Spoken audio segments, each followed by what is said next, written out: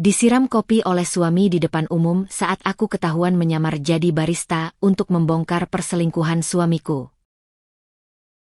Halo Bunda, semoga Bunda semuanya dalam keadaan sehat dan bahagia ya. Sebelum masuk ke ceritanya, jangan lupa nyalakan subtitle dan absen terlebih dahulu ya. Bunda-bunda semua dari daerah mana saja? Jangan lupa like, komen, dan subscribe channel ini ya. Selamat menonton. Aku, Dinda, terbangun dengan perasaan aneh pagi itu. Matahari baru saja mulai menyingsing, menyinari kamar tidur kami melalui celah tirai yang tak tertutup sempurna. Di sebelahku, Mas Riki masih terlelap, napasnya teratur, wajahnya tenang tanpa beban. Seharusnya ini adalah pemandangan yang menenangkan. Suamiku tidur nyenyak setelah seminggu sibuk bekerja. Tapi entah mengapa, ada sesuatu yang menggelitik naluriku. Aku memutuskan untuk bangun lebih awal, berjalan pelan ke lemari pakaian untuk mengambil bathrobe. Saat membuka lemari, bau harum yang asing langsung menyergap hidungku. Bukan parfum favoritku, bukan pula aroma body lotion yang biasa kugunakan.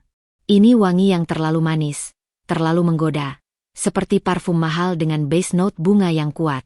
Aku membeku, tangan masih menggenggam kemeja Riki yang tergantung rapi. Parfum wanita, bisikku dalam hati. Jantung tiba-tiba berdegup lebih kencang.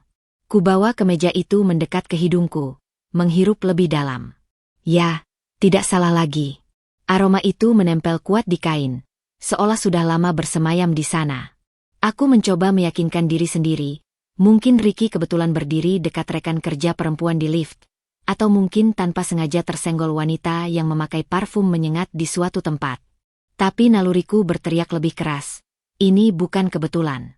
Aku menoleh ke arah Riki yang masih tidur. Wajahnya begitu jujur dalam tidur, tanpa topeng yang biasa ia kenakan di siang hari. Apakah selama ini ia berbohong padaku? Apakah senyum manisnya, pelukannya yang hangat, dan janji-janjinya yang indah hanyalah sandiwara? Tanpa kusadari, tanganku menggenggam kemeja itu semakin kencang, sampai knukleku memutih. Aku menarik napas panjang, mencoba menenangkan diri. Jangan terburu-buru mengambil kesimpulan. Dinda, cari bukti dulu. Ku meletakkan kemeja itu kembali, lalu berjalan ke dapur untuk membuat kopi. Namun, rasa pahit di mulutku bukan berasal dari kopi pagi itu, melainkan dari pertanyaan-pertanyaan yang mulai menggerogoti pikiranku. Saat Riki akhirnya bangun dan turun ke dapur, ia menyapa dengan ciuman di keningku seperti biasa. Pagi, sayang, katanya. Suaranya serak karena baru bangun tidur. Pagi, balasku, mencoba tersenyum. Tapi mataku tanpa sengaja menatap kemeja yang ia kenakan sekarang. Kemeja bersih yang pasti ia ambil dari lemari setelah mandi. Ada apa? Kok wajahmu tegang gitu? Tanya Riki sambil menuang kopi untuk dirinya sendiri. Ah, enggak. Cuma kurang tidur aja, jawabku, memalingkan muka. Ia mengangguk, lalu mulai bercerita tentang meeting penting hari ini yang mungkin membuatnya pulang terlambat lagi. Aku hanya mendengarkan sambil mengamati gerak-geriknya. Apakah matanya selalu menghindari kontak mata seperti ini sebelumnya? Apakah nada suaranya selalu sedikit tinggi ketika berbohong?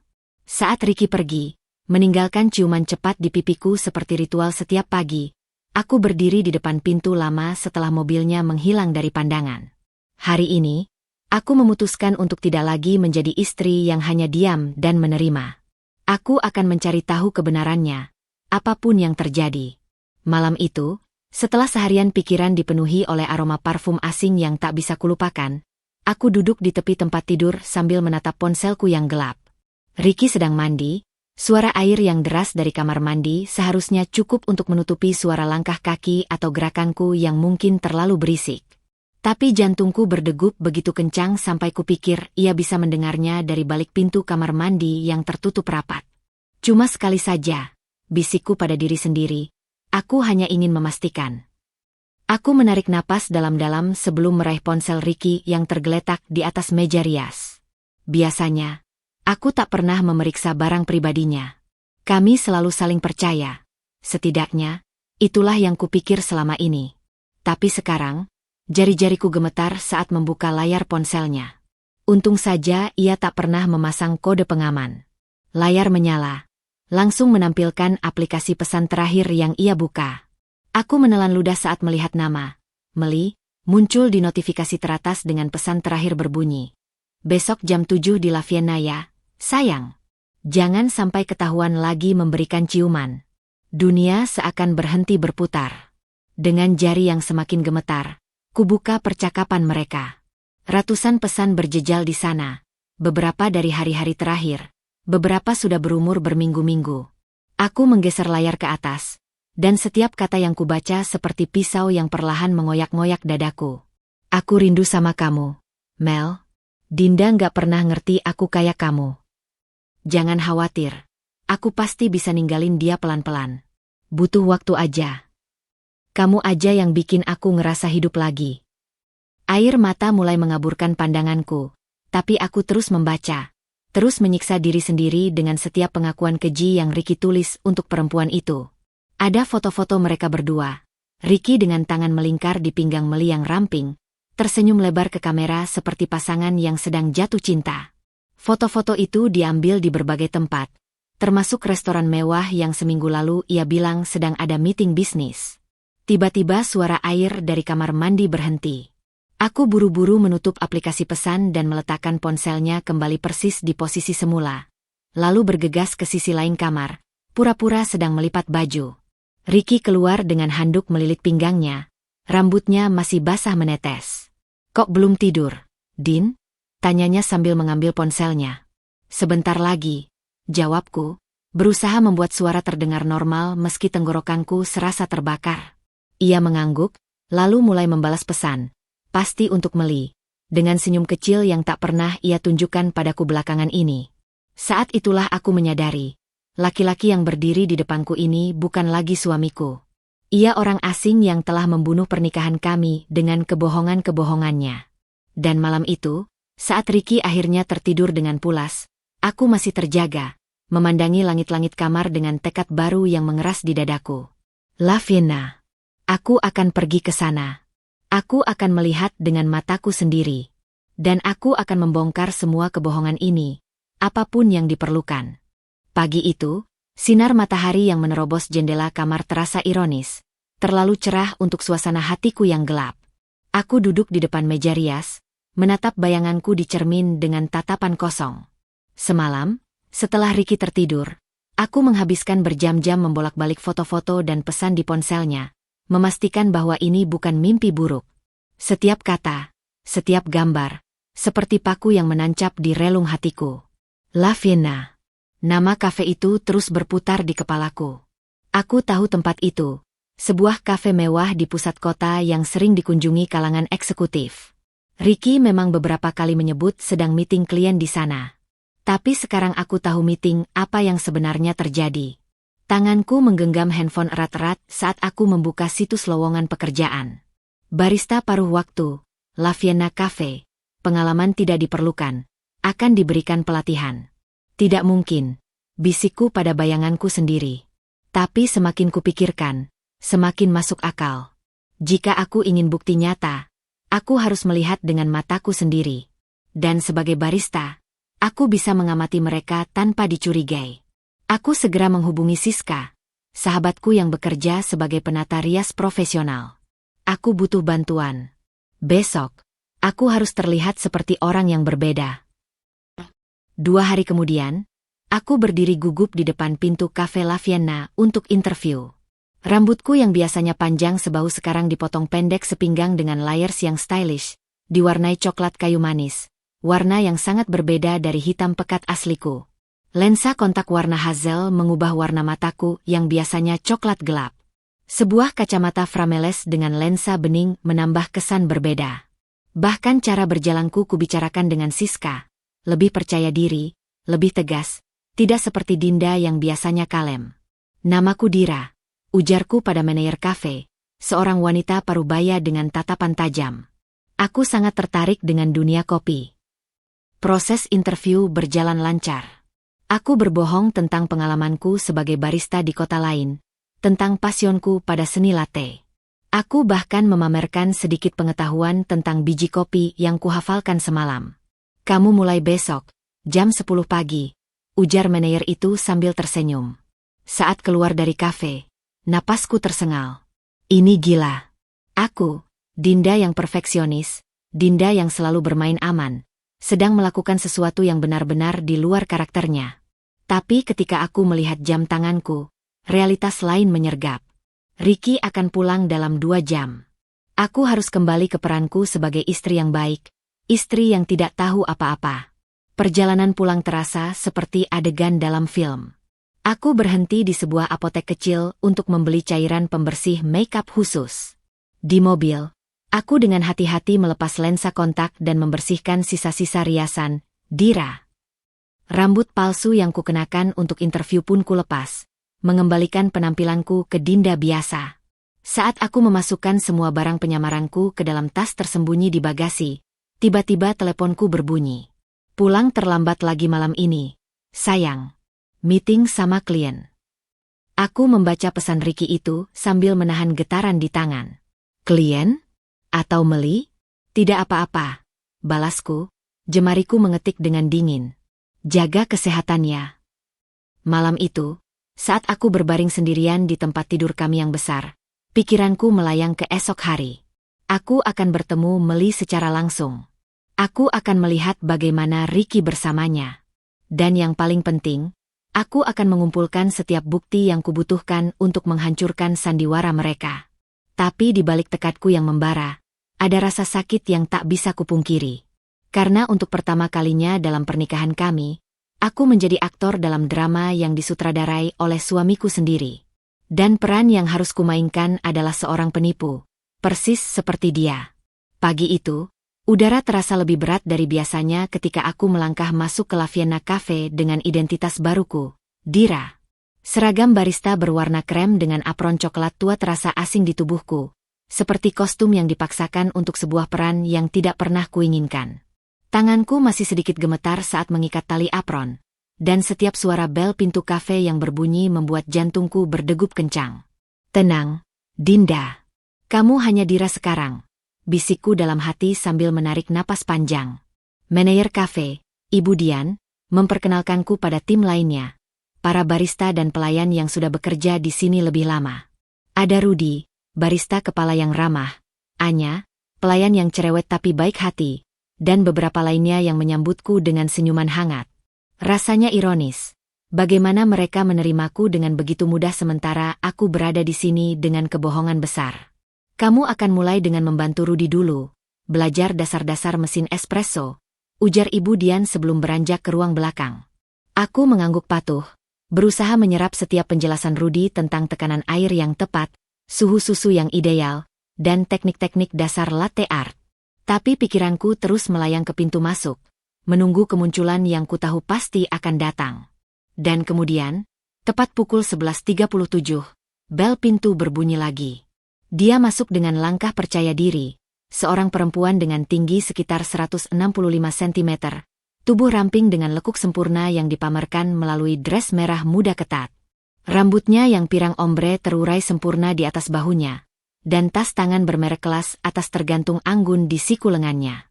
Tanpa perlu pengenalan, aku tahu ini pasti Meli. Wajahnya memang cantik, hidung mancung, bibir penuh dengan lipstik nude mengkilap, dan mata besar yang seolah selalu berbinar. Tapi yang paling menusuk adalah caranya tersenyum, begitu percaya diri, begitu yakin akan tempatnya di dunia ini. Table for two, near the window, ujarnya pada Anya dengan suara manis yang dibuat-buat. My boyfriend will join me soon. Boyfriend, kata itu seperti pisau yang memutar-mutar di dalam perutku. Aku berpura-pura sibuk membersihkan mesin espresso sambil mengamatinya dari balik counter. Meli duduk di sudut romantis kafe, tepat di dekat jendela besar dengan pemandangan taman kota. Dengan gerakan mahir, dia mengeluarkan ponselnya dan mulai mengetik, sesekali tersenyum pada layar. Tak sampai 10 menit kemudian, bel pintu berbunyi lagi. Dan masuklah Ricky, suamiku, dengan kemeja biru langit yang kukenalkan sendiri minggu lalu, dasi slim fit yang kubelikan untuk ulang tahunnya, dan jam tangan mahal yang kami beli bersama saat anniversary pertama.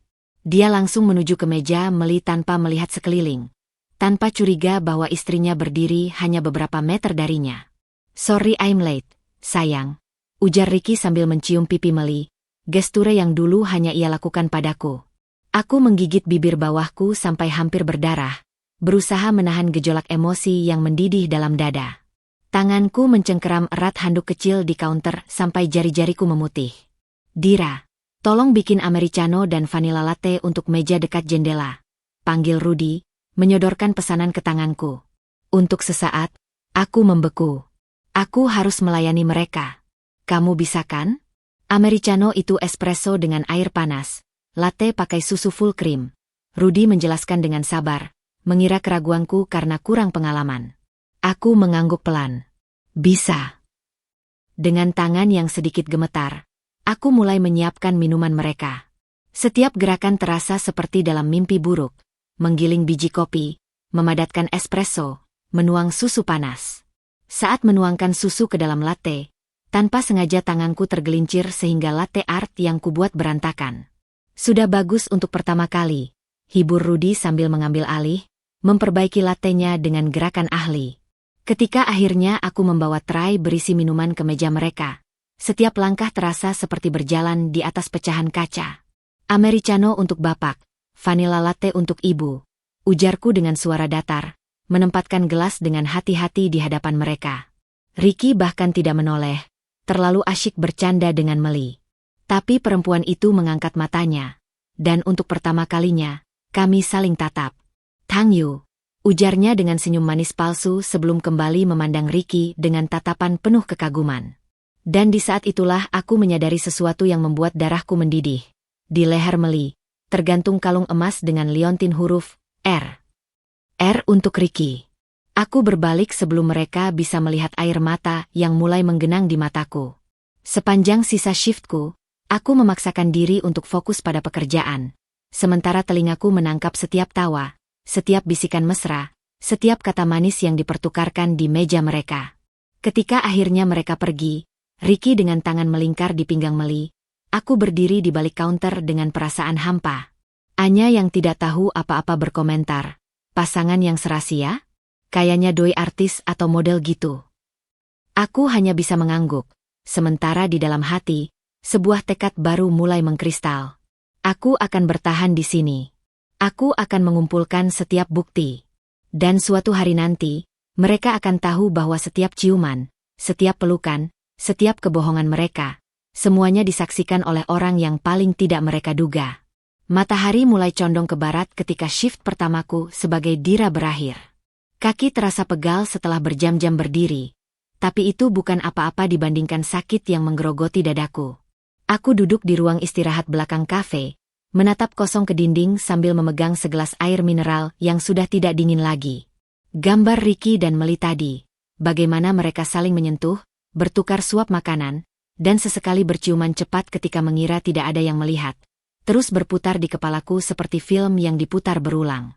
Dinda nggak akan tahu. Dia cuma istri baik-baik yang nggak berani ngapa-ngapain. Kalimat itu, yang kudengar langsung dari mulut Ricky saat mereka duduk di meja paling pojok, masih terngiang-ngiang di telingaku. Suaranya begitu santai, begitu yakin, seolah aku memang tidak lebih dari sekadar dekorasi dalam hidupnya. Aku mengeluarkan ponsel dari saku apron dan membuka aplikasi perekam suara. File terakhir masih tersimpan di sana. 3 menit 42 detik percakapan mesra mereka yang berhasil kurekam sembari pura-pura membersihkan meja sebelahnya. Jari gemetaranku menekan tombol putar. Kamu yakin istrimu nggak curiga? Suara Meli yang manis tapi menusuk. Dinda?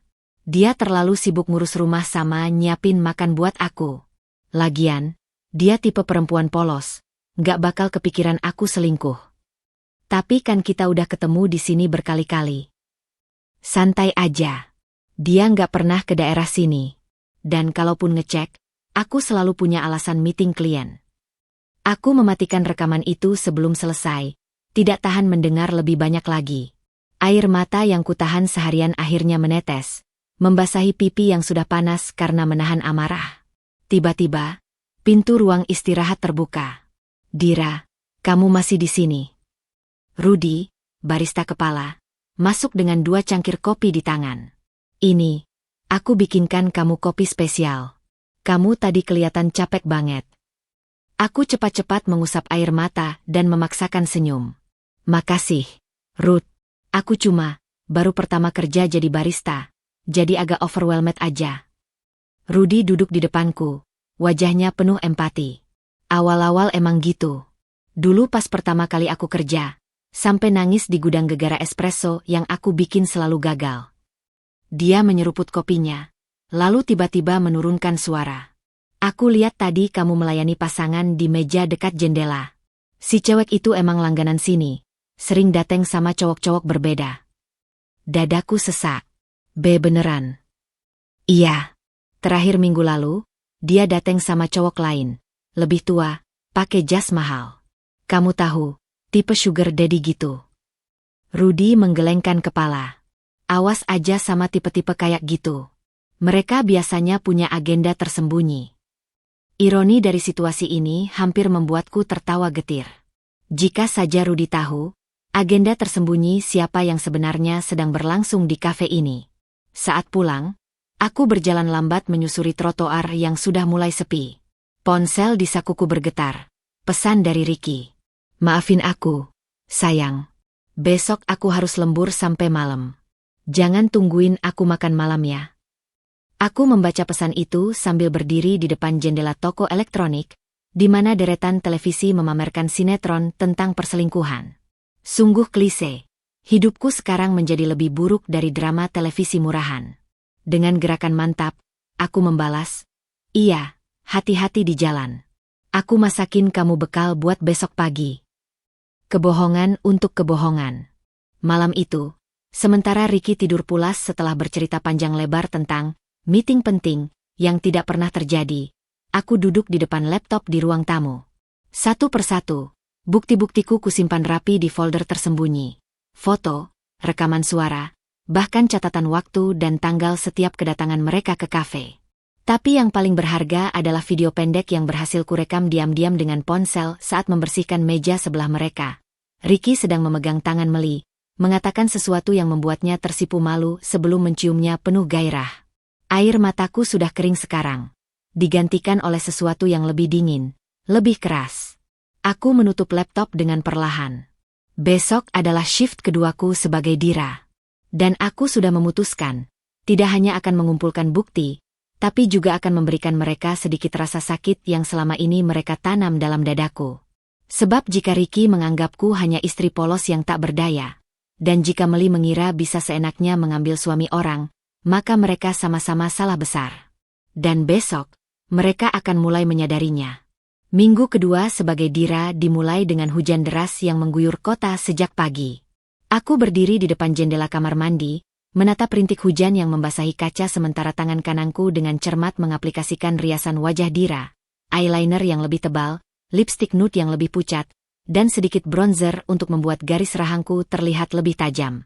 Di wastafel, rambut pendek palsu dengan higliks coklat muda tergeletak menunggu untuk dikenakan.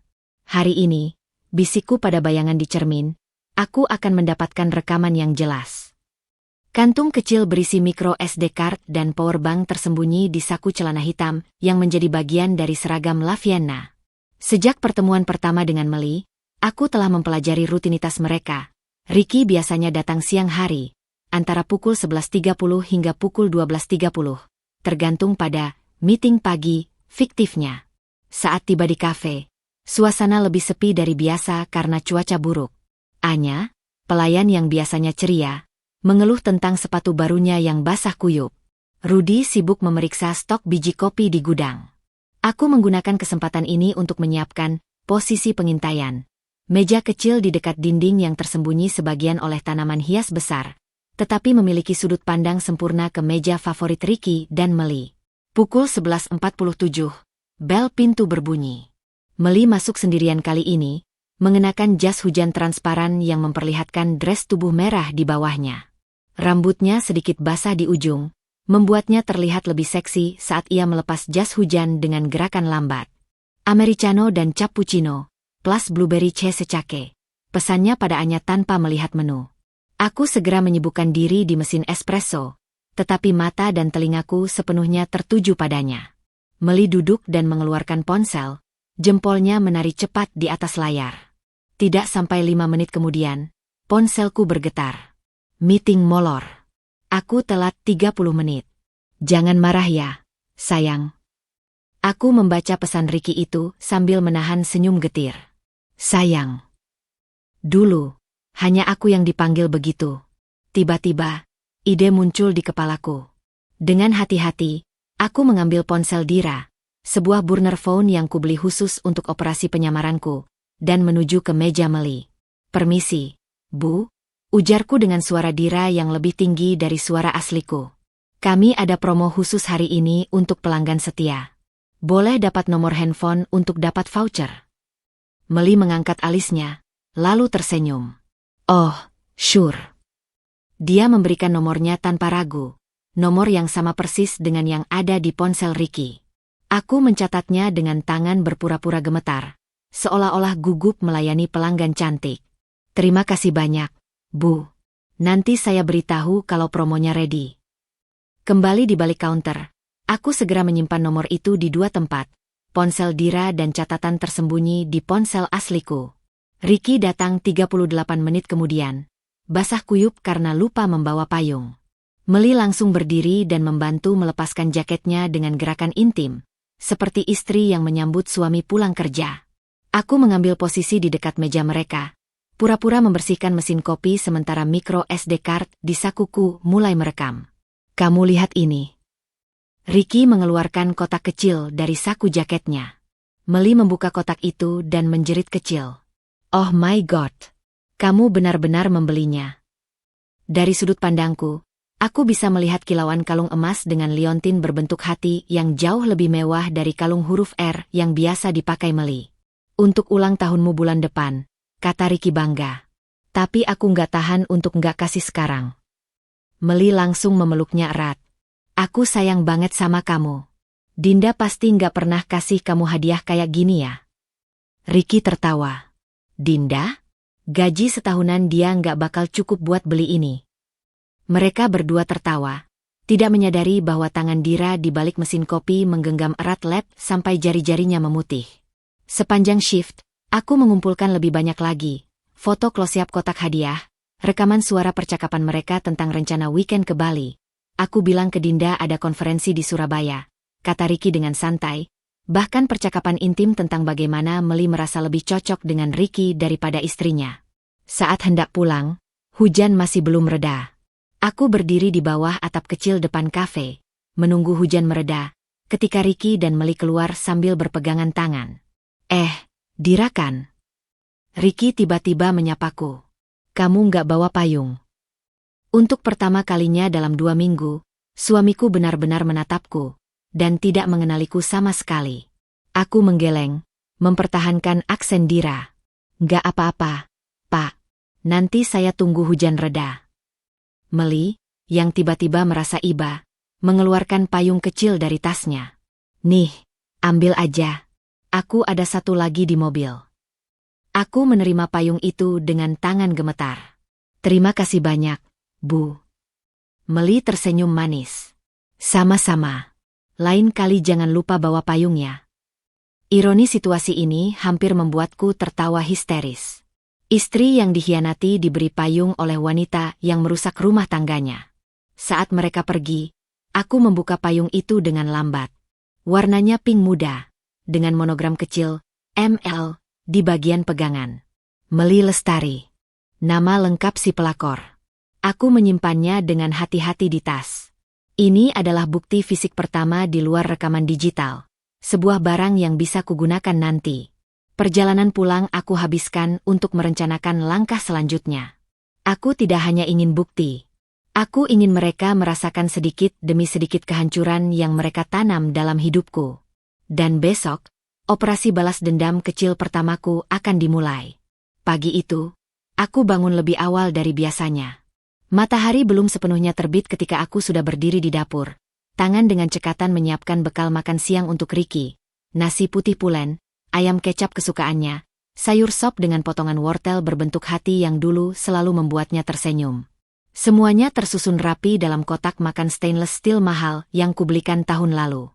Biarkan dia makan kebahagiaan palsu ini sebentar lagi, bisikku sambil menatap kotak makan itu. Besok, mungkin dia tak akan pernah lagi merasakan masakanku. Aku menyimpan kotak makan itu di tas Ricky, tepat di samping dokumen-dokumen kantornya. Lalu, dengan gerakan cepat sebelum ia bangun, aku mengeluarkan sebotol kecil garam Himalaya dari laci dapur dan menyimpannya di saku apron yang akan kukenakan nanti di kafe. La Vienna Cafe lebih sepi dari biasanya pagi itu. Mungkin karena cuaca buruk yang telah berlangsung 3 hari berturut-turut. Aku sibuk membersihkan mesin espresso ketika Rudy datang dengan wajah lelah. "Kamu datang pagi banget," ujarnya sambil menguap. Aku tersenyum kecil. "Pengen latihan bikin latte art yang bagus." Sebenarnya, aku sudah mempelajari jadwal Ricky dengan cermat.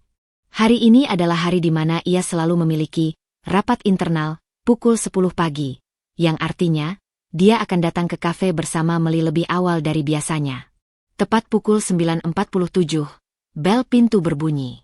Meli masuk pertama, mengenakan blazer putih dengan celana kulit ketat yang memperlihatkan setiap lekuk tubuhnya. Ricky menyusul 2 menit kemudian, terlihat buru-buru. Mereka langsung menuju meja favorit di sudut, meja yang sama di mana seminggu lalu Ricky memberi kalung berlian pada perempuan itu. "Dira, tolong 2 americano dan croissant," panggil Anya dari meja mereka. Aku mengangguk, tangan sudah bersiap di mesin espresso. Inilah saat yang kutunggu. Dengan gerakan ahli hasil pelatihan intensif 2 minggu terakhir, aku menyiapkan kopi pertama, normal, tanpa tambahan apapun. Kopi itu untuk Meli. Tapi kopi kedua. Ketika Rudy berpaling untuk mengambil susu dari lemari pendingin, jemariku dengan cepat mengeluarkan botol garam kecil dari saku apron. 2 sendok teh garam Himalaya halus masuk ke dalam cangkir sebelum aku menuangkan espresso panas di atasnya. Aku mengaduknya perlahan, memastikan semua kristal garam larut sempurna. "Americano extra hot untuk Bapak," bisikku pada diri sendiri sambil menaruh cangkir di atas nampan. Anya yang membawa pesanan ke meja mereka. Aku berpura-pura membersihkan mesin kopi sambil mengamati dari balik bahu. Ricky, tanpa curiga, langsung menyeruput kopinya begitu Anya pergi. Ekspresinya langsung berubah. Matanya membelalak, wajahnya memerah, dan batuk kecil keluar dari mulutnya. "Ada apa, sayang?" tanya Meli penuh perhatian. Ricky menggeleng, berusaha menelan rasa asin yang pasti memenuhi mulutnya. "Nggak apa-apa. Kopinya agak aneh rasanya." Meli mencicipi kopinya sendiri. "Punya kuku normal aja. Mungkin baristanya salah buat." Ricky melirik ke arah counter di mana aku berdiri, tapi matanya langsung beralih ketika Rudy maju ke depan. "Maaf, Pak. Ada masalah dengan pesanannya?" tanya Rudy ramah. Ricky menggeleng, tersenyum palsu. Enggak apa-apa." Tapi aku melihat caranya mendorong cangkir kopi itu menjauh. Hanya sesekali meneguk air mineral untuk menghilangkan rasa asin di lidahnya. Sepanjang pertemuan mereka pagi itu, Ricky terlihat tidak nyaman. Dia terus mengecek jam tangannya, seolah ingin cepat-cepat pergi. Meli, di sisi lain, tampak kesal karena perhatian Ricky terpecah. Saat mereka hendak pergi, Ricky tiba-tiba berbalik dan menghampiri counter. "Bisa minta segelas air putih?" pintanya padaku. Aku mengambilkan air dengan es batu, tangan sama sekali tidak gemetar. "Ini, Pak." Ricky meminumnya habis dalam sekali teguk. Matanya menatapku penuh curiga. "Kopi tadi, rasanya agak aneh." Aku berpura-pura terkejut. "Maafkan saya, Pak. Mungkin saya salah takar biji kopinya. Saya masih baru di sini." Ricky mengamati wajahku beberapa detik terlalu lama, membuat jantungku berdegup kencang. Tapi akhirnya dia hanya menghela napas. "Lain kali lebih hati-hati." "Ya, Pak. Maafkan saya." Ketika Ricky pergi, aku melihat ke arah Meli yang sudah berdiri di pintu dengan ekspresi kesal. Ricky menyusulnya, dan sebelum pintu tertutup, aku mendengar Meli bergumam, "Kok jadi cerewet sih hari ini? Cuma kopi doang." Rudy yang tidak tahu apa-apa datang menghampiri. "Ada masalah?" Aku menggeleng, tersenyum kecil.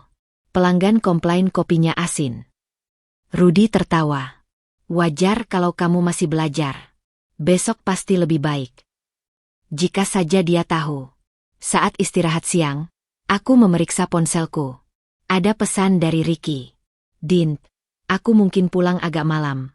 Badan aku nggak enak, Kayaknya mau langsung tidur setelah rapat. Aku membalas dengan cepat. Jangan lupa makan siangnya ya.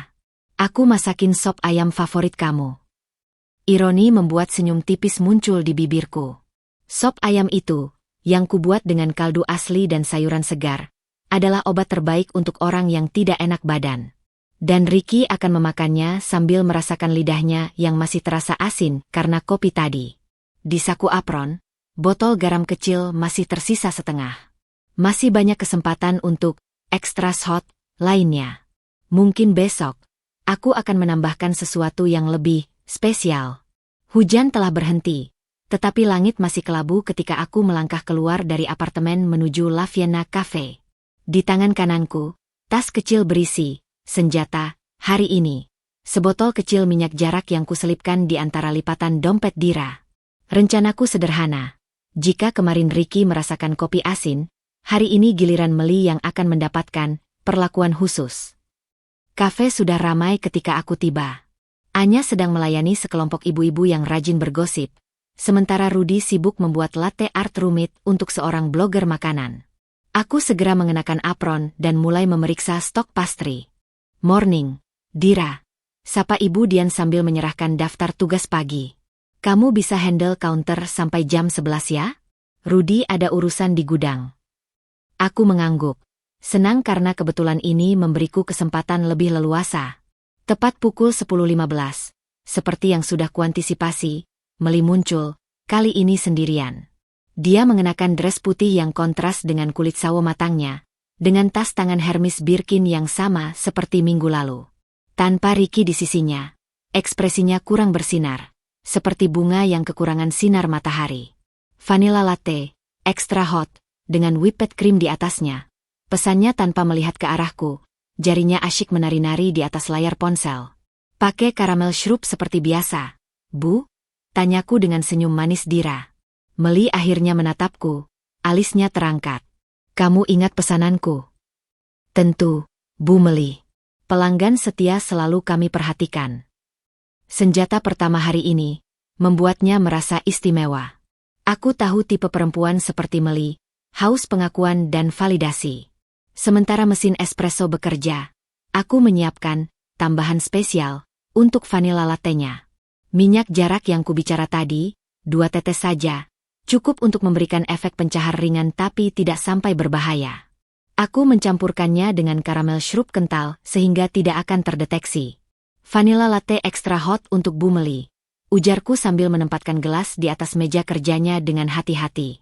Meli bahkan tidak mengucapkan terima kasih, langsung menyeruput melalui sedotan. Aku berpura-pura membersihkan mesin kopi sambil mengamatinya dari balik bahu. 30 menit kemudian, efeknya mulai terlihat. Meli tiba-tiba berdiri dari kursinya, wajahnya berkerut. Dia melirik ke arah toilet beberapa kali sebelum akhirnya mengambil tasnya dan berjalan cepat ke arah sana. Anya yang sedang lewat berbisik padaku. Kayaknya si model itu lagi sakit perut. Udah 3 kali bolak-balik toilet dalam setengah jam. Aku berpura-pura khawatir. Mungkin ada yang salah dengan makanannya. Atau mungkin terlalu banyak minum kopi, balas Anya sambil melanjutkan pekerjaannya. Pukul 11.05, Ricky akhirnya muncul. Meli yang biasanya langsung bersinar di hadapannya, kali ini terlihat pucat dan tidak nyaman. Kamu kenapa? Tanya Ricky penuh perhatian. Meli menggeleng, tapi aku melihat tangannya menekan perutnya. Aku nggak enak badan. Mungkin kemarin makan seafood yang nggak fresh. Ricky mengernyit. Tapi kemarin kita makan Italian, kan? Meli tidak menjawab, tiba-tiba berdiri lagi. Aku ke toilet dulu. Saat Meli pergi, Ricky duduk sendirian dengan wajah bingung. Aku memanfaatkan kesempatan ini. Americano untuk Bapak, tanyaku mendekatinya. Ricky mengangguk absen. Ketika aku kembali dengan kopinya, dia tiba-tiba bertanya. Kamu tahu apa tadi pagi pacarku makan atau minum selain di sini? Pacarnya, kata itu seperti pisau yang memutar-mutar di dalam perutku. Aku berpura-pura berpikir. Hanya vanilla latte, Pak. Tapi apa? Sebelumnya ada bapak-bapak yang duduk di meja sebelah Bu Meli. Mereka sempat ngobrol sebentar. Mungkin, saya lihat Bu Meli mencicipi minuman dari gelasnya. Ricky langsung tegang. Bapak seperti apa? Agak tua, pakai jas hitam. Rambut sedikit memutih. Aku menggambarkan sosok fiktif dengan detail. Ekspresi Ricky berubah drastis. Matanya menyipit, rahangnya mengeras. Ketika Meli kembali, dia langsung menyerang dengan pertanyaan. Siapa tadi yang kamu temui di sini? Meli terkejut. Apa? Nggak ada. Baristanya bilang kamu ngobrol sama seorang bapak tua, bahkan minum dari gelasnya. Meli memandangku dengan tatapan bingung. Aku hanya mengangkat bahu dengan wajah polos. Itu pasti bapak yang tanya alamat. Jawab Meli terburu-buru. Aku cuma kasih petunjuk jalan. Aku nggak minum apa-apa darinya. Tapi keraguan sudah tertanam di benak Ricky. Aku melihat bagaimana matanya memeriksa setiap ekspresi Meli, mencari tanda-tanda kebohongan. Pertengkaran mereka berlangsung rendah tetapi intens. Aku berpura-pura sibuk membersihkan counter sambil sesekali mendengar potongan kalimat. Selalu bilang aku posesif. Nggak percaya sama aku. Kenapa harus bohong kalau nggak ada apa-apa? Ketika mereka akhirnya pergi, wajah Meli masih pucat. Sekarang lebih karena marah daripada sakit perut. Ricky berjalan beberapa langkah di depannya, bahunya tegang. Anya bersiul pelan. Pertengkaran pertama mereka nih. Biasanya selalu mesra. Rudy yang baru kembali dari gudang menambahkan, hubungan gelap memang gitu. Selalu berakhir jelek. Aku tersenyum kecil, menyimpan botol minyak jarak kosong ke dalam saku. Hari ini, aku tidak hanya memberi Meli sakit perut, tapi juga menanam benih keraguan dalam pikiran Ricky. Dan besok akan ada hadiah lain yang menunggu mereka berdua. Saat pulang, aku melewati apotek dan membeli beberapa barang lagi. Perang psikologis ini baru saja dimulai, dan aku punya banyak ide untuk babak selanjutnya. Di rumah, Ricky sudah menungguku dengan wajah muram. Kamu kenapa? Kelihatan lelah, katanya sambil memijat pelipisnya. Aku tersenyum manis, istri yang penuh perhatian. Cuma kecapean masak di dapur aja. Aku bikin brownies favorit kamu. Brownies yang kusajikan malam itu mengandung sedikit ekstra fiber. Cukup untuk membuatnya bolak-balik ke toilet besok pagi, tepat saat meeting penting dengan Meli. Karma memang paling enak disajikan perlahan, sedikit demi sedikit, seperti kopi pahit yang harus dinikmati seteguk demi seteguk. Pagi itu, aku terbangun lebih awal sebelum alarm berbunyi. Cahaya pertama fajar baru saja menyelinap melalui celah tirai kamar, menerpa wajah Ricky yang masih terlelap. Dalam tidurnya, ia terlihat begitu tenang, begitu polos, wajah yang sama yang dulu membuatku jatuh cinta. Tapi sekarang, setiap garis wajah itu hanya mengingatkanku pada kebohongan-kebohongan yang tersembunyi di balik senyum manisnya. Aku menggeser tubuh pelan-pelan, berhati-hati agar tidak membangunkannya. Di lantai bawah, di dalam tas kerjaku, tersimpan sebuah voice recorder kecil yang kubeli kemarin. Hari ini, aku berencana menangkap lebih banyak bukti percakapan mereka. La Vienna Cafe terasa berbeda hari itu. Mungkin karena angin musim semi yang mulai bertiup atau mungkin karena antisipasiku yang membuat segalanya terasa lebih tajam. Aku menyusun perlengkapan barista dengan cermat sambil sesekali melirik pintu masuk. Kamu kelihatan tegang hari ini, ujar Rudy sambil mengatur grinder. Aku memaksakan senyum. Cuma kurang tidur aja. Sebenarnya, malam tadi aku hampir tidak bisa memejamkan mata. Pikiranku dipenuhi oleh rencana hari ini. Tidak hanya merekam percakapan mereka, tapi juga menanam keraguan lebih dalam di benak Ricky. Tepat pukul 11.20, mereka muncul. Tapi ada yang berbeda. Ricky masuk terlebih dahulu dengan langkah berat, wajahnya berkerut dalam ekspresi yang tidak biasa kulihat. Meli menyusul beberapa langkah di belakang, matanya merah seperti baru menangis. Mereka duduk di meja biasa mereka, tapi kali ini tanpa sentuhan mesra. Tanpa ciuman di pipi seperti biasanya. Americano dan green tea latte, pesan Ricky pada Anya dengan suara datar. Aku segera menyiapkan pesanan mereka, sementara tangan kiriku meraba voice recorder di saku apron. Saat Anya membawa minuman, aku perlahan mengikuti dari belakang, pura-pura membersihkan meja di sebelah mereka. Nggak bisa terus begini, bisik Meli dengan suara serak. Kamu selalu ngecek aku terus. Aku nggak tahan. Ricky menatapnya tajam. Kalau kamu nggak ada yang disembunyikan, nggak perlu takut dicek. Tapi itu bapak tua itu cuma. Aku nggak percaya itu kebetulan. Kamu tiba-tiba sakit perut, terus ketahuan ngobrol sama orang asing. Suara mereka semakin rendah, memaksaku untuk bergerak lebih dekat. Voice recorder di sakuku menangkap setiap kata, tapi yang lebih penting, aku melihat celah di antara mereka. Retakan kecil yang kubiarkan semakin melebar. Ketika aku kembali ke counter, Rudy menyeringai. Couple fict lagi nih. Kayaknya si doi nggak bakal lama lagi. Aku mengangguk, tapi pikiranku jauh. Ini lebih dari sekadar pertengkaran. Ini adalah tanda Ricky mulai tidak percaya pada Meli, persis seperti yang kurencanakan. Tiba-tiba, Ricky berdiri dan berjalan ke arah counter. Aku segera mengalihkan perhatian ke mesin espresso. Bisa minta air putih lagi? Pintanya. Ketika aku mengambilkannya, matanya menatapku dengan aneh. Kamu baru kerja di sini beberapa minggu ya? Aku menahan nafas.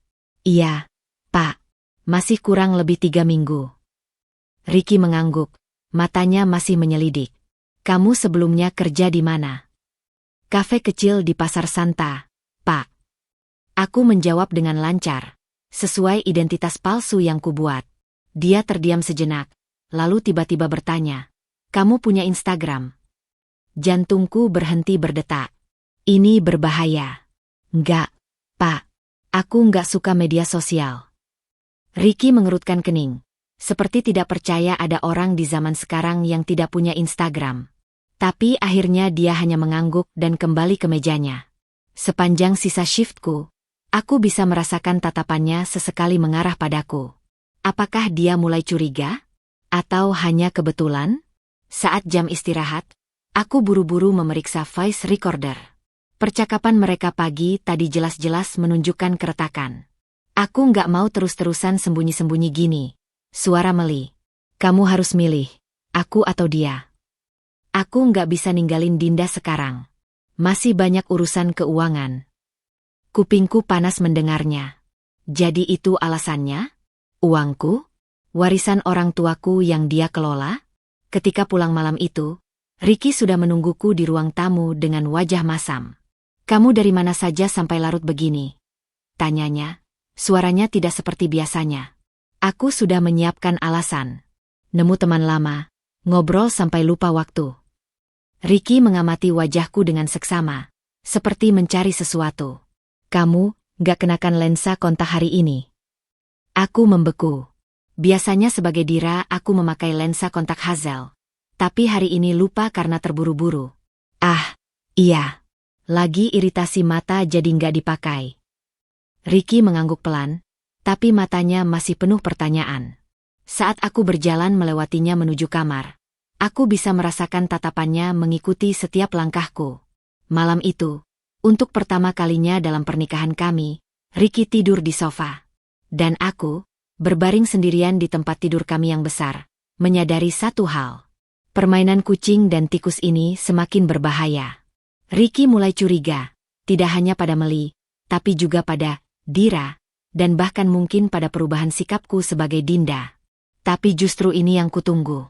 Karena dalam permainan catur ini, aku sudah mempersiapkan langkah-langkah berikutnya yang akan membuat mereka saling memusnahkan satu sama lain.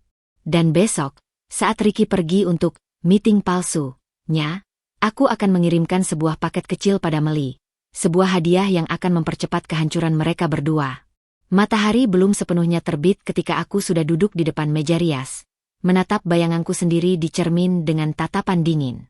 Tanganku dengan cermat mengaplikasikan riasan Dira, foundation yang lebih tebal untuk menutupi bekas jerawat palsu, konturing yang membuat pipiku terlihat lebih tirus, dan alis yang diisi lebih tebal dengan pensil berwarna coklat muda. Rambut pendek palsu dengan highlight pirangku kenakan, melengkapi transformasiku menjadi seseorang yang bukan Dinda.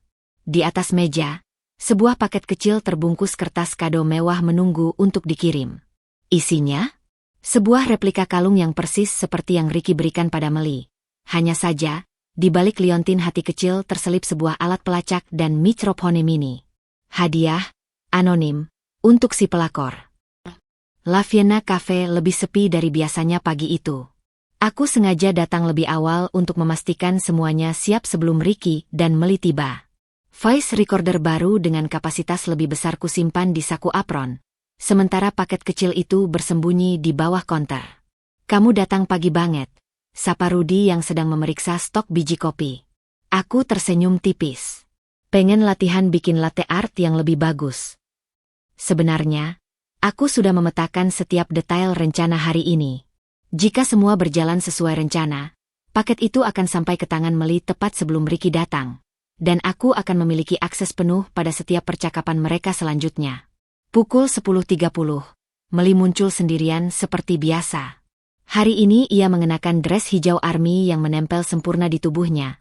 Rambutnya ditata dengan gelombang longgar yang terlihat sangat natural. Vanilla latte dengan ekstra karamel. Seperti biasa, pesannya tanpa melihat ke arahku. Jarinya sibuk mengetik sesuatu di ponsel. Aku mengangguk dan segera menyiapkan minumannya, sambil melirik paket kecil di bawah konter. Saat Anya membawa pesanan ke meja Meli, aku mengambil paket itu dan mengikuti dari belakang. Permisi, Bu, ujarku dengan suara Dira yang lebih tinggi dari suara asliku. Ada paket untuk Anda. Meli mengangkat alis, matanya berbinar penuh rasa ingin tahu. Dari siapa? Tidak disebutkan, Bu. Cuma ada kartu kecil. Aku menyerahkan paket itu dan segera mundur, berpura-pura membersihkan meja sebelah sambil mengamatinya dengan seksama. Meli membuka paket dengan girang, wajahnya bersinar saat melihat kotak perhiasan di dalamnya. Tapi ekspresinya berubah drastis ketika membaca kartu yang kutinggalkan. Untuk Meli tercinta. Maaf atas kecurigaanku. Aku percaya padamu sepenuhnya. Bibir Meli bergetar. Tangannya gemetar memegang kalung itu. Aku tahu apa yang ada di pikirannya. Ricky tidak mungkin mengirim ini, karena aku yang membuatnya semalam. Bel pintu berbunyi, dan Ricky masuk dengan langkah cepat. Meli buru-buru menyembunyikan paket itu di tasnya, tapi tidak cukup cepat. Apa itu? Tanya Ricky, matanya tajam. Meli tersenyum gugup. Cuma belanjaan online. Ricky tidak percaya. Ayo tunjukkan. Jangan di sini. Aku bilang tunjukkan. Suara Ricky meninggi, membuat beberapa pelanggan menoleh. Dengan tangan gemetar, Meli mengeluarkan kotak perhiasan itu. Ricky membukanya dengan kasar. Wajahnya memerah saat melihat kalung yang hampir identik dengan hadiahnya. Ini dari siapa? Raungnya. Aku nggak tahu. Beneran. Ada kartu bilang dari kamu. Ricky membaca kartu itu, wajahnya berubah pucat. Aku nggak pernah nulis ini. Aku berdiri tak bergerak di belakang konter, menyaksikan pertengkaran mereka yang semakin panas. Pelanggan lain mulai berbisik-bisik. Beberapa bahkan mengeluarkan ponsel untuk merekam. Jangan bohong lagi. Siapa dia? Ricky mengguncang-guncang bahu Meli. Aku nggak kenal. Mungkin kamu yang punya mantan lain. Balas Meli sambil menangis. Suasana semakin panas ketika Ricky tiba-tiba menarik tas Meli dan membalikannya. Isinya berhamburan di lantai. Lipstik, dompet, handphone, dan beberapa kondom yang membuat Ricky semakin marah. Ini buat siapa? Katanya cuma punya aku. Meli mencoba mengambil barang-barangnya, tapi Ricky sudah terlalu emosi. Dengan gerakan cepat, dia mengambil handphone Meli dan mencoba membukanya. Kasih itu kembali. Itu privasiku, jerit Meli. Tapi Ricky sudah menekan tombol fingerprint, dan ketika ponsel terbuka, matanya membelalak melihat sesuatu di layar. Siapa ini? Siapa Randi yang bilang, cantik, nanti malam jam 8 sama kamu? Adegan itu berubah menjadi pertengkaran fisik ketika Meli mencoba merebut ponselnya kembali. Kursi terbalik, gelas jatuh pecah, dan para pelanggan mulai menjauh. Aku berdiri kaku di belakang konter, menyaksikan rencanaku yang berjalan lebih sukses dari yang kubayangkan. Tapi tiba-tiba, Ricky menoleh ke arahku, matanya penuh kecurigaan. Kamu. Dia menghampiriku dengan langkah besar. Kamu yang ngasih paket ini ke dia ya? Semua mata tertuju padaku. Aku menggigit bibir, berusaha tetap tenang. Iya, Pak. Tadi ada kurir ngasih. Bohong. Ricky menggebrak konter. Aku nggak pernah ngirim itu. Kamu siapa sebenarnya? Dia melangkah lebih dekat, matanya menyelidik wajahku. Tiba-tiba, tangannya meraih rambut palsuku. Dan dalam sekejap, seluruh penyamaranku terlepas. Ricky membeku, wajahnya berubah pucat. Dinda. Suasana sekitar seketika hening. Meli berhenti menangis, matanya terbelalak. Para pelanggan yang merekam mengarahkan kamera mereka ke arahku. Aku berdiri tegak, tidak lagi bersembunyi di balik karakter Dira. Ya, Ricky. Aku istrimu yang selama ini kau bohongi. Udara di dalam La Vienna Cafe terasa mendadak padat. Seolah semua oksigen tersedot keluar begitu identitasku terbongkar. Ricky berdiri kaku seperti patung. Wajahnya yang biasanya tampan kini memutih seperti kertas. Bibirnya bergetar tak karuan. Matanya yang bulat melebar tak percaya. Bolak-balik menatap wajahku yang sudah bebas dari riasan Dira. Lalu ke rambut palsu yang kini tergenggam di tangannya. Tidak mungkin. Ucapnya parau. Suaranya serak seperti orang yang baru bangun dari mimpi buruk. Berapa lama? Aku menarik napas dalam, menahan getaran yang ingin merambat di seluruh tubuhku. Sejak kau mulai mengabaikan pesanku, sejak kau lebih sering bilang, meeting, daripada, aku sayang kamu. Sejak aroma parfumnya menempel di setiap kemejamu yang kucuci. Suaraku lebih tenang dari yang kuduga. Tapi setiap kata terasa seperti pecahan kaca yang melukai tenggorokanku sendiri. Di sekeliling kami, seluruh kafe seakan tertahan dalam dimensi waktu yang berbeda. Para pelanggan ada yang ternganga, ada yang dengan cepat mengarahkan ponsel mereka. Anya dan Rudy berdiri di belakang kaunter dengan wajah pucat, baru menyadari drama yang telah berlangsung di depan mata mereka selama ini. Meli adalah yang pertama bereaksi. "Kamu gila!" teriaknya. Wajahnya yang biasanya cantik kini memerah seperti lobster rebus. Tangannya gemetar mengacung ke arahku. "Ini perangkap. Ricky, dia." Tapi Ricky tidak mendengarkannya. Matanya gelap, nafasnya memburu.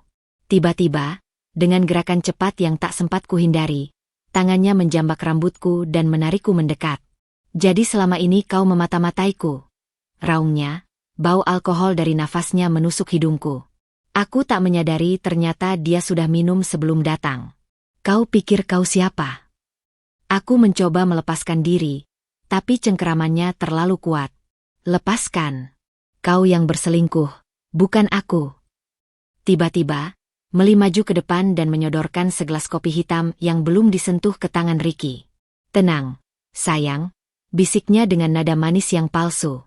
Dan dalam satu gerakan yang seakan bergerak lambat di mataku, Ricky mengambil gelas itu dan splash! Cairan panas menghujam wajahku, membakar kulit, masuk ke mata, menetes ke baju. Kopi itu tidak mendidih, tapi cukup panas untuk membuatku menjerit kaget. Sekelilingku pecah menjadi suara-suara teriakan. Beberapa perempuan berteriak, seorang pria bergegas maju. Aku tersedak, kopi yang masuk ke mulut terasa pahit dan asin, campuran air mata yang tak bisa kutahan lagi. Rambut dan wajahku basah, baju seragam Dira bernoda coklat pekat. "Dinda." "Dinda?" Suara Ricky tiba-tiba berubah panik, seolah baru menyadari apa yang dilakukannya. Tangannya yang tadi kasar sekarang gemetar di udara, ingin menyentuh tapi takut. Aku menyeka wajahku dengan lengan baju, mata perih tapi tetap kubuka lebar untuk menatapnya. "Selamat," bisikku getir. "Kau baru saja menyiram kopi ke istrimu sendiri di depan selingkuhanmu dan 20 saksi." Suara shutter kamera ponsel berbunyi di sekeliling kami. Cahaya kilat menyala-nyala. Ricky memandang sekeliling dengan wajah ketakutan, baru menyadari konsekuensi dari tindakannya. Meli mencoba menarik lengannya. "Ayo pergi dari sini." Tapi Ricky menyikutnya pergi. "Diam. Ini semua salahmu." Aku mengambil langkah mundur, tangan meraih tas kecilku di belakang kaunter tempat kusimpan ponsel. Dengan jari yang masih basah, aku membuka rekaman video yang baru saja kumatikan otomatis saat Ricky menarik rambutku. Layar ponsel memperlihatkan adegan jelas. Ricky menjambakiku, Meli memberinya kopi, lalu Ricky menyiramkannya ke wajahku. Suara jeritanku terdengar jelas, diikuti teriakan para saksi. "Kau tahu, Ricky," ujarku sambil menyimpan ponsel itu kembali ke saku. "Sekarang aku tak hanya punya bukti perselingkuhanmu, tapi juga kekerasan fisik." Wajah Ricky berubah dari merah menjadi pucat pasi. Dinda, aku tidak sengaja. Aku. 3 tahun pernikahan. Potongku, suaraku tiba-tiba pecah. 3 tahun aku mencintaimu, mempercayaimu, membangun hidup bersamamu. Dan kau membalasnya dengan berselingkuh, lalu menyiram kopi ke wajahku. Air mata yang mengalir di pipiku membersihkan sisa-sisa kopi, tapi tidak bisa membersihkan rasa sakit yang sudah merasuk ke tulang. Aku mengambil napas dalam-dalam dan melangkah mundur. Besok pengacaraku akan mengirimkan dokumen perceraian. Dan untuk rekaman tadi, aku menepuk-nepuk saku tempat ponsel tersimpan. Akan kuserahkan ke polisi sebagai bukti kekerasan dalam rumah tangga. Ricky seperti hendak berkata sesuatu, tapi tiba-tiba seorang pria tinggi berdiri di depanku. Rudy, dengan wajah marah yang tak pernah kulihat sebelumnya. Keluar, hardiknya pada Ricky. Atau aku yang akan memanggil polisi sekarang. Beberapa pelanggan lain mulai berdiri, membentuk barisan di belakangku. Seorang wanita paruh baya menyodorkan tisu, yang lain menawarkan untuk memanggil taksi. Dengan langkah gontai, aku berjalan keluar dari kafe yang telah menjadi panggung kehancuran pernikahanku. Suara Ricky memanggil namaku dari belakang, tapi aku tidak menoleh. Di luar, sinar matahari terasa ironisnya cerah. Seorang wanita muda yang melihat kejadian tadi menghampiriku. Saya rekam semuanya, bisiknya sambil menunjukkan ponselnya. Butuh saksi, saya siap membantu. Aku mengangguk lemas, tak percaya pada kebaikan orang asing ini. Tapi saat itulah aku menyadari, dunia mungkin penuh dengan orang seperti Ricky dan Meli, tapi juga dipenuhi dengan orang-orang baik seperti Rudy, wanita ini, dan semua pelanggan yang membelaku tadi. Dan dengan kesadaran itu, sementara air mata dan kopi masih mengering di wajahku, untuk pertama kalinya dalam 3 minggu terakhir, aku tersenyum. Pagi itu, aku terbangun dengan rasa perih di mataku. Bekas kopi yang menyiram wajahku semalam masih meninggalkan sensasi terbakar, meski sudah kubersihkan berulang kali. Cahaya matahari yang menyelinap melalui tirai kamar terasa terlalu terang. Seolah dunia di luar sana terus berjalan normal sementara hidupku baru saja hancur berkeping-keping. Ponsel di samping bantalku sudah penuh dengan notifikasi. Puluhan pesan dari teman-teman, keluarga, bahkan beberapa nomor tak dikenal. Aku mengabaikan semuanya. Hanya membuka satu aplikasi media sosial. Dan di sana, di halaman teratas, tagar kopi pengkhianatan sedang trending. Video berdurasi 2 menit 43 detik itu sudah ditonton lebih dari 500 juta kali. Aku menekan tombol putar dengan jari yang gemetar, memaksa diriku untuk menyaksikan kembali momen memalukan itu dari sudut pandang orang lain. Gambar yang sedikit goyang memperlihatkan diriku dengan rambut palsu terlepas, wajah setengah tertutup riasan yang luntur. Suara Ricky yang membahana. Jadi selama ini kau memata-mataiku. Lalu adegan yang membuat perutku mual. Tangan Meli menyodorkan gelas kopi. Ricky yang menyiramkannya ke wajahku. Jeritanku yang memecah kesunyian kafe. Yang paling menyakitkan adalah komentar-komentar di bawahnya. Duh, istri cantik kok disia-siakan. Pelakornya aja yang nawarin kopi. Busuk banget. Semoga dapat karma secepatnya. Aku melemparkan ponsel ke tempat tidur, menutup wajah dengan kedua tangan. Seharusnya aku merasa puas. Bukankah ini yang kuinginkan? Bukti untuk menghancurkan Ricky dan Meli di mata publik? Tapi kenapa dadaku sesak? Kenapa air mata ini terus mengalir? Pintu kamar diketuk pelan. Dinda? Aku boleh masuk? Suara Siska, sahabatku yang datang tadi malam setelahku menelepon dalam keadaan histeris. Aku mengangguk meski dia tak bisa melihat. Iya. Siska masuk dengan membawa nampan berisi sarapan, roti panggang, jus jeruk, dan semangkuk buah potong. Matanya merah, seperti baru menangis. Aku sudah lihat videonya, ujarnya pelan sambil duduk di tepi tempat tidur. Aku nggak bisa bayangkan apa yang kamu rasakan. Aku mencoba tersenyum, tapi rasanya seperti mengoyak luka. Yang kurasakan sekarang? Kopinya sudah kering, tapi mataku masih perih. Siska memelukku tiba-tiba, erat sekali. Kamu kuat banget, Din. Aku nggak akan sanggup kalau jadi kamu. Pelukan itu seperti memecah bendungan yang kutahan sejak tadi. Aku menangis di bahunya, melepaskan semua rasa malu, marah, dan sakit hati yang terpendam. Siang itu, dunia maya semakin gempar. Beberapa media online sudah memuat berita tentang insiden tersebut, meski tanpa menyebut nama asli. Tapi wajah Ricky dan Meli sudah tersebar luas. Netizen tak butuh waktu lama untuk mengungkap identitas mereka. Aku menerima telepon dari kantor Ricky. Bu Dinda, saya mewakili manajemen PT Sentosa. Kami turut prihatin atas kejadian ini. Untuk sementara, Bapak Ricky diskors tanpa gaji sampai klarifikasi lebih lanjut.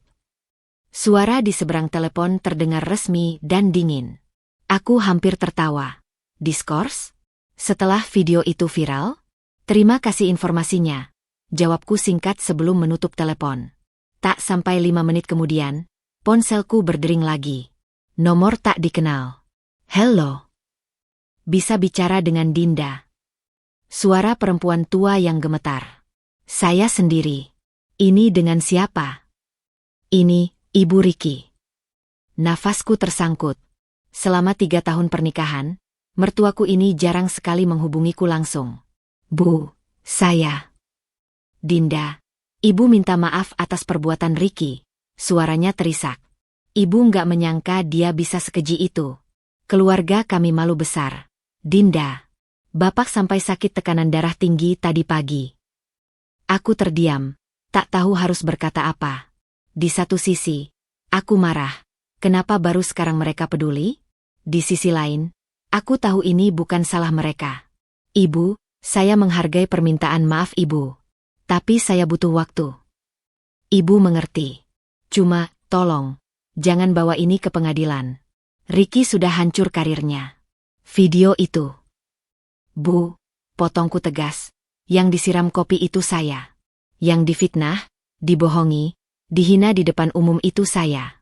Ricky dewasa, dia harus bertanggung jawab atas pilihannya sendiri. Suasana hening sejenak sebelum akhirnya Ibu Ricky menghela nafas. Ibu mengerti. Maafkan Ibu sudah mengganggu. Begitu telepon ditutup, aku melemparkan ponsel ke sofa dan menarik nafas panjang.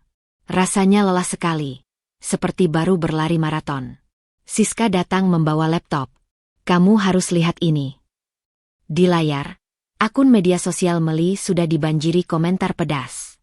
Foto-fotonya yang glamor kini dipenuhi tanda pagar seperti pelakor keji dan Meli perusak rumah tangga. Yang lebih mengejutkan, ada beberapa komentar dari pria yang mengaku juga pernah dikhianati Meli. Karma bekerja cepat ya, bisik Siska. Aku mengangguk pelan, tapi tanpa rasa bahagia. Ini bukan kemenangan. Aku tidak merasa menang. Hanya lepas dari sebuah pertempuran yang tak pernah kuminta. Malam itu, saat aku berbaring sendirian di kamar yang tiba-tiba terasa terlalu besar, ponselku berbunyi lagi. SMS dari Ricky. Dinda, aku tahu aku nggak pantas minta maaf. Tapi tolong, beri aku kesempatan jelasin semuanya. Aku nggak sanggup lihat videoku menyakitimu tersebar di mana-mana. Aku membaca pesan itu berulang kali, lalu mengetik balasan singkat. Kamu sudah memberiku penjelasan terbaik dengan tindakanmu di kafe itu. Jangan hubungi aku lagi. Setelah mengirimnya, aku mematikan ponsel. Di luar jendela, bulan purnama bersinar terang, menyinari jalan baru yang harus kutempuh sendirian. Besok akan ada pertempuran baru, pengacara, dokumen perceraian, pembagian harta. Tapi untuk malam ini, izinkan aku berduka. Untuk Dinda yang polos dan percaya. Untuk cinta yang ternyata hanya fata morgana. Dan untuk secangkir kopi pahit yang akhirnya membuka mataku. Pagi itu, sinar matahari yang menerobos jendela kamar terasa ironisnya cerah. Aku duduk di tepi tempat tidur, memandangi laptop yang terbuka di hadapanku. Di layar, sebuah video YouTube baru saja diunggah oleh akun media Ricky. Judulnya provokatif. Kesaksianku. Kisah di balik video viral. Jemariku gemetar saat menekan tombol putar. Ricky muncul di layar dengan penampilan yang sengaja dibuat lusuh. Kemeja sederhana, rambut acak-acakan tanpa gel seperti biasanya. Bahkan cincin kawin masih menempel di jari manisnya. Matanya merah, seolah baru menangis. Untuk semua yang sudah melihat video itu, suaranya parau, penuh penyesalan. Aku ingin jelaskan dari hatiku yang paling dalam. Kamera bergerak mendekat, memperlihatkan air mata yang menggenang di matanya. Aku hampir terkesan. Kalau saja tidak tahu betapa mahirnya Ricky berakting. Aku bukan monster seperti yang digambarkan di video itu. Apa yang terjadi adalah puncak dari tekanan batin selama berbulan-bulan. Dadaku sesak. Tekanan batin. Karena apa? Karena harus berselingkuh sambil mempertahankan rumah tangga? Ricky melanjutkan dengan suara bergetar. Dinda adalah istri yang baik, tapi hubungan kami sudah lama bermasalah. Aku terjebak, merasa sendirian, dan membuat kesalahan dengan mencari pelarian. Aha, jadi inilah strateginya. Mengaku bersalah tapi sekaligus memainkan kartu korban. Tentang insiden di kafe, aku malu atas tindakanku. Tapi saat itu, mengetahui istriku menyamar dan memata-mataiku selama berminggu-minggu, suaranya terputus seolah terlalu emosi. Aku merasa dikhianati, diperdaya. Aku mengepalkan tangan sampai kuku melukai telapak. Dia yang berbicara tentang pengkhianatan. Video itu terus berlanjut dengan Ricky memainkan narasi bahwa perselingkuhannya adalah kesalahan sesaat, dan bahwa penyamaranku sebagai skenario kejam yang direncanakan. Yang paling membuatku mual adalah ketika dia menunjukkan foto-foto kami di masa bahagia, seolah ingin mengatakan bahwa aku yang menghancurkan semua itu.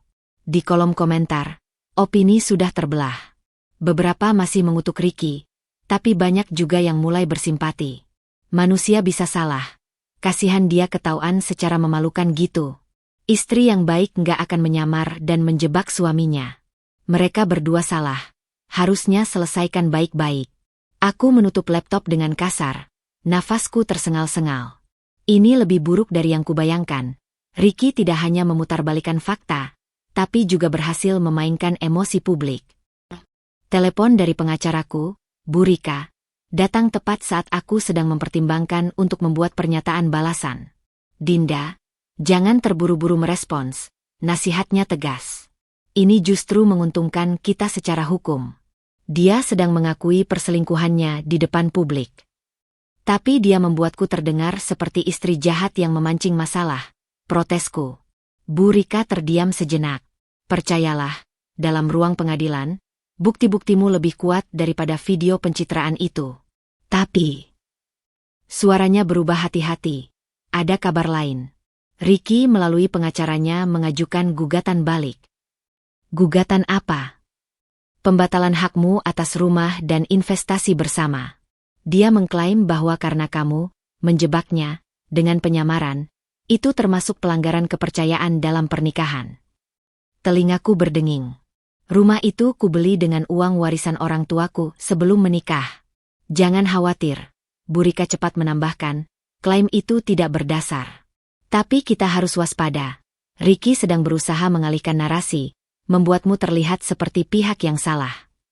Setelah telepon berakhir, aku berdiri di depan jendela, memandang taman kecil di depan rumah yang kini menjadi rebutan.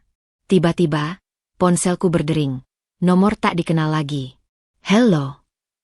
Suara Meli yang biasanya manis kini terdengar serak dan putus asa. Dinda, tolong, aku minta maaf. Aku nggak tahu Ricky akan sekeji itu. Aku terkesiap.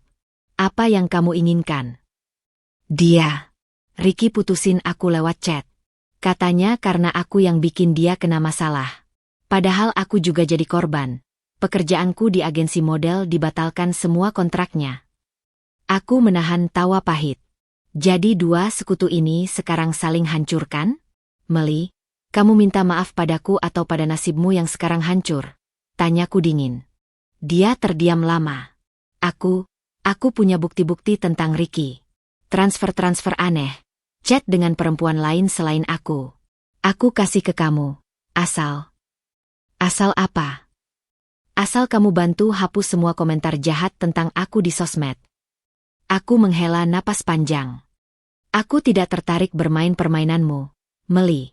Kalau memang punya bukti, serahkan ke pengadilan. Tapi jangan harap aku jadi penyelamatmu. Kututup telepon dengan perasaan campur aduk.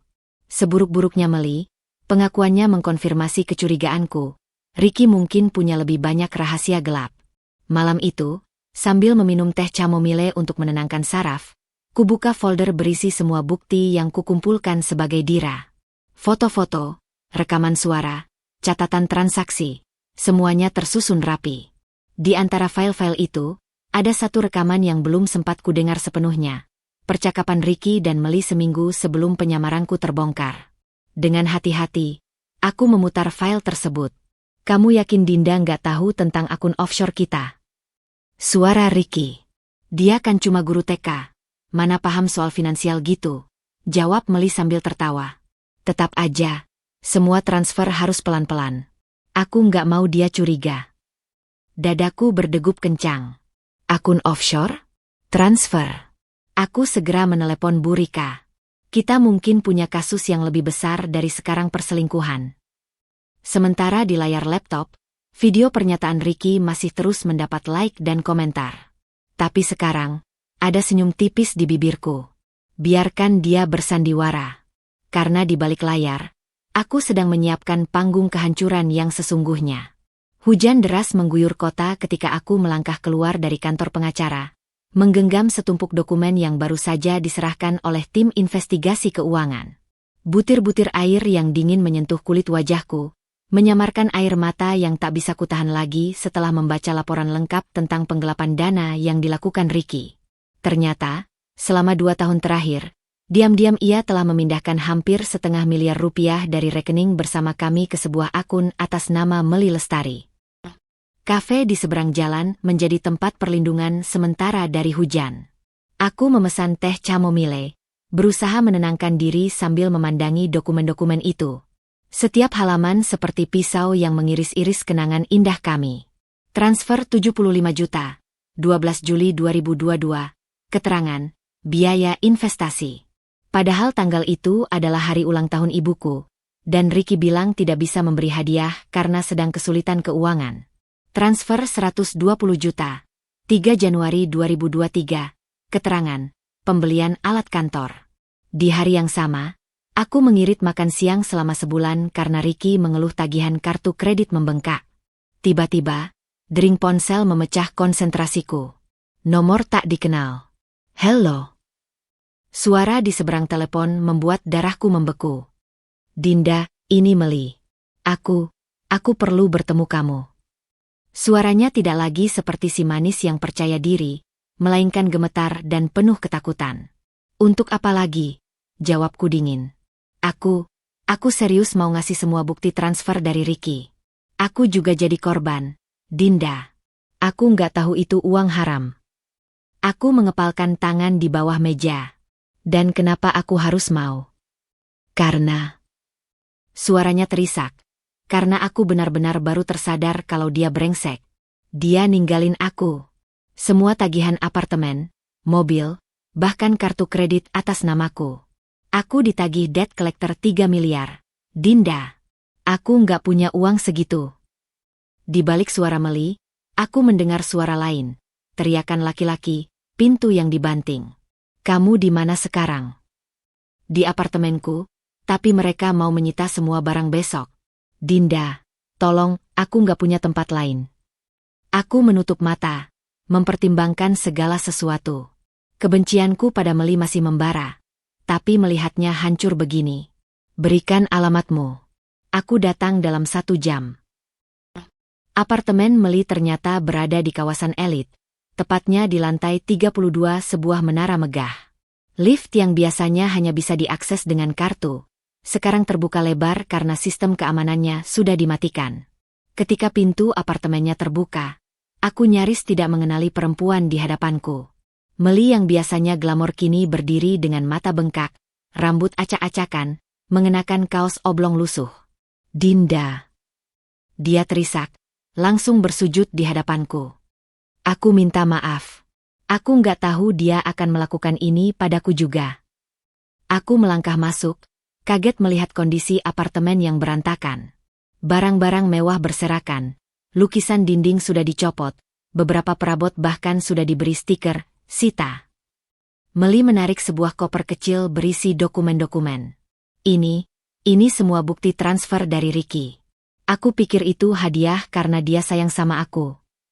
Aku membuka satu persatu dokumen itu, foto-foto cek, slip transfer, bahkan catatan tangan Ricky yang berisi janji-janji manis.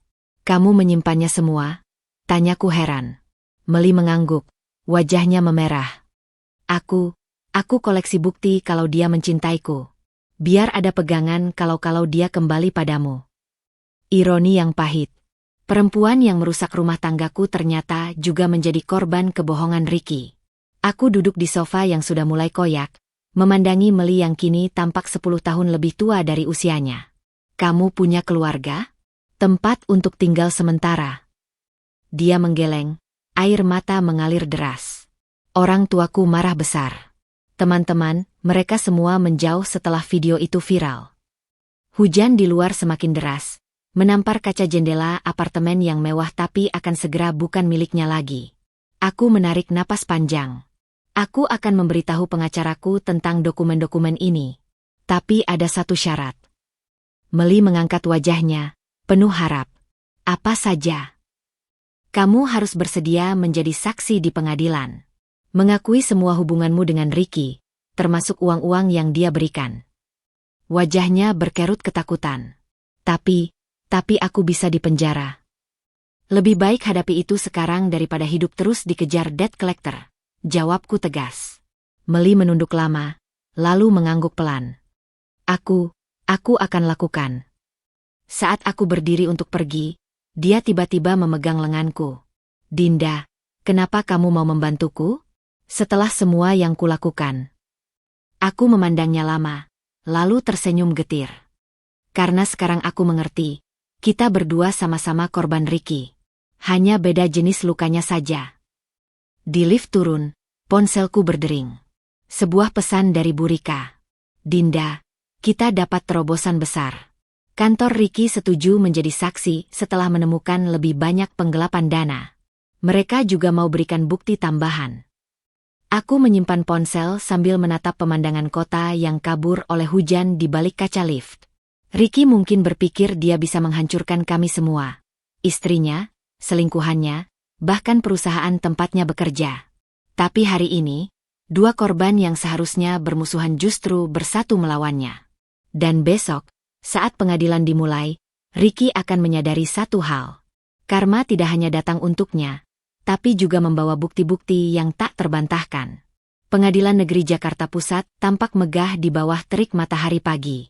Aku berdiri di depan pintu gerbangnya, mengenakan blazer putih sederhana yang kontras dengan kerumunan wartawan yang sudah menunggu sejak subuh. 3 bulan telah berlalu sejak hari penyiraman kopi itu. 3 bulan penyelidikan, 3 bulan perjuangan hukum, dan 3 bulan aku belajar menjadi Dinda yang baru. Bu Rika, pengacaraku, memegang lenganku erat. Siap. Aku mengangguk, melangkah masuk ke ruang sidang yang dipenuhi orang. Di bangku terdakwa, Ricky duduk dengan kemeja lusuh. Wajahnya yang dulu selalu tampan kini tampak keriput dan pucat. Ketika matanya menatapku, ada kilasan penyesalan yang tak bisa ia sembunyikan. Hakim memutuskan bahwa terdakwa, Ricky Aditya, terbukti bersalah melakukan tindak pidana penggelapan uang dalam perkawinan sebagaimana dimaksud dalam Pasal 49 Undang-Undang Perkawinan, serta pemalsuan dokumen sesuai Pasal 263 KUHP. Suara hakim bergema di ruangan yang senyap. Aku menatap lurus ke depan, merasakan setiap kata seperti tetesan air yang membersihkan luka lama. Menjatuhkan hukuman 5 tahun penjara dan denda sebesar 200 juta rupiah. Terdakwa juga diwajibkan mengembalikan seluruh harta bersama yang digelapkan senilai 987 juta rupiah kepada penggugat.